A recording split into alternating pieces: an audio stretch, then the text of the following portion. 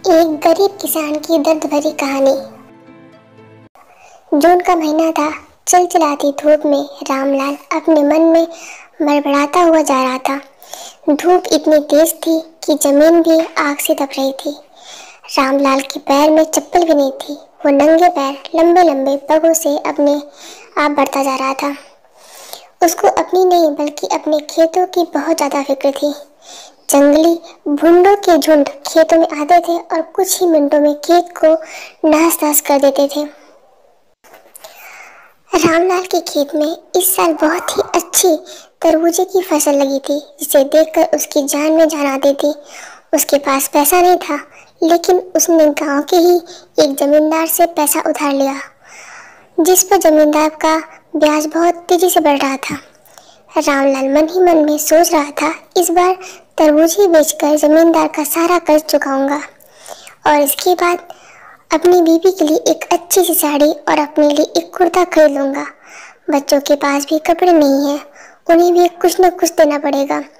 आगे सर्दी भी आने वाली है, जिसके लिए रजाई और कंबल भी लेना पड़ेगा।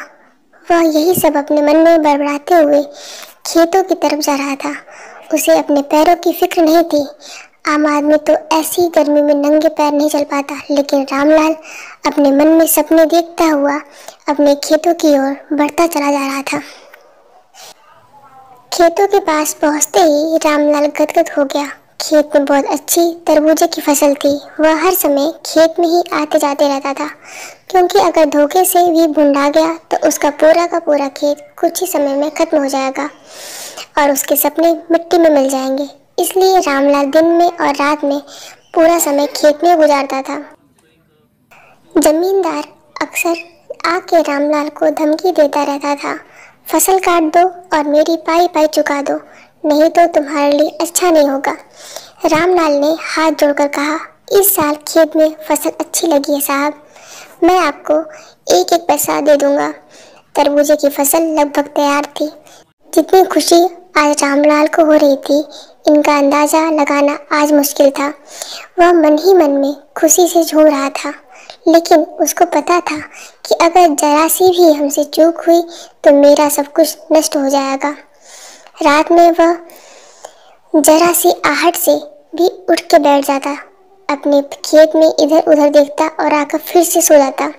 उसकी नींद कभी पूरी नहीं हो पाती थी। उसके सपने में भी खेतों की याद बनी रहती थी।